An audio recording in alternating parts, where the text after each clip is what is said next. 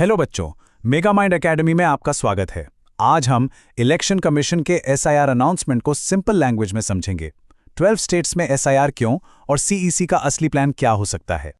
तो खबर यह है कि इलेक्शन कमीशन ने 12 राज्यों में एक बहुत बड़े वोटर लिस्ट अपडेट का ऐलान कर दिया है। जी हां, एक मैसिव अपडेट। बिहार और पश्चिम बंगाल जैसे राज्यों में फेज 1 के बाद अब फेज 2 शुरू हो रहा है और जल्द ही उत्तर प्रदेश की भी बारी आने वाली है।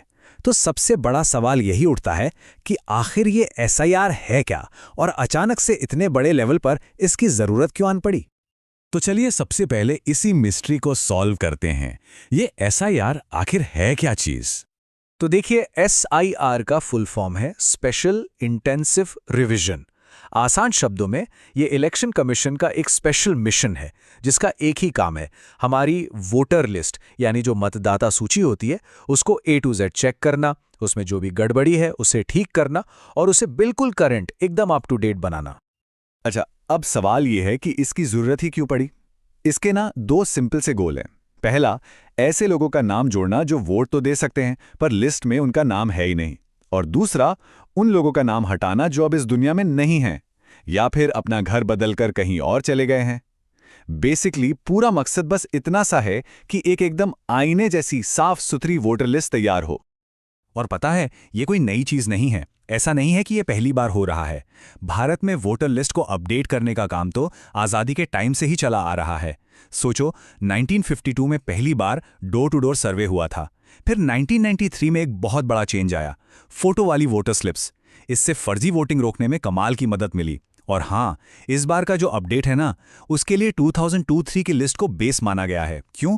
ताकि पिछले लगभग 20 सालों में जितने भी बदलाव हुए हैं उन सबको आराम से इसमें शामिल किया जा सके।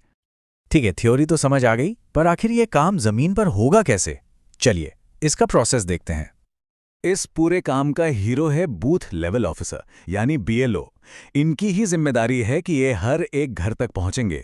और सुनिए, ये कोई एक बार का विजिट नहीं होगा। बिल्कुल पक्की जानकारी के लिए वो एक से ज्यादा बार भी आ सकते हैं।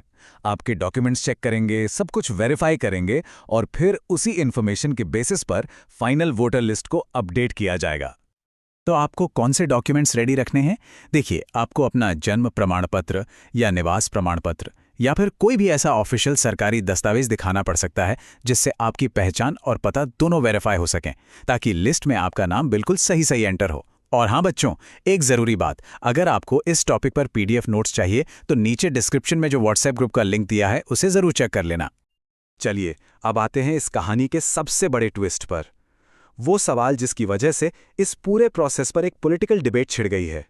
क्या ये सच में सिर्फ एक नॉर्मल वोटर लिस्ट अपडेट है या फिर पर्दे के पीछे कोई और ही प्लान चल रहा है? इस मामले पर ना दो बिल्कुल अलग अलग थ्योरीज हैं। एक तरफ है इलेक्शन कमीशन, उनका साफ कहना है भाई हमारा मकसद सिर्फ एक है, आने वाले इलेक्शन के लिए वोटर लिस्ट को ठीक करना ताकि सब कुछ फेयर हो।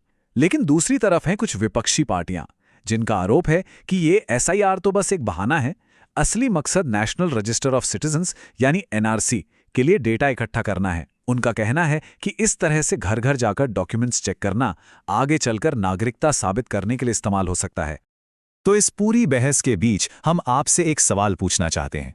आपको क्या लगता है, एक साफ सुथरी और अपडेटेड वोटर लिस्ट आज़ाद और निष्पक्ष चुनाव के लिए इतनी ज़रूरी क्यों है? आपके जो भी विचार हैं नीचे कमेंट्स में लिखकर ज़रूर बताइएगा। तो आखिर में इस सब का मतलब क्या निकलता है? इस पूरे प्रोसेस का फाइनल टेक अवे क्या है और इसका हम सबके वोट पर क्या असर पड़ेगा? तो देखिए, आप इसे एसआईआर कहिए या रूटीन अपडेट, बॉटम लाइन एक ही है। एक सही, एक एक्यूरेट वोटर लिस्ट किसी भी स्वस्थ लोकतंत्र की नींव होती है, उसका फाउंडेशन। इसका अल्टीमेट गोल बस ये सुनिश्चित करना है कि हर एक योग्य नागरिक का वोट बेकार न जाए और हर वोट गिना जाए। क्योंकि जब लिस्ट सही होती है ना, तभी लोकतंत्र असल में मजबूत बनता है। तो बच्चों, मिलते हैं नेक्स्ट वीडियो में। और अगर वीडियो पसंद आए तो लाइक, कमेंट, शेयर करना और मेगा माइंड एकेडमी को सब्सक्राइब करना मत भूलना।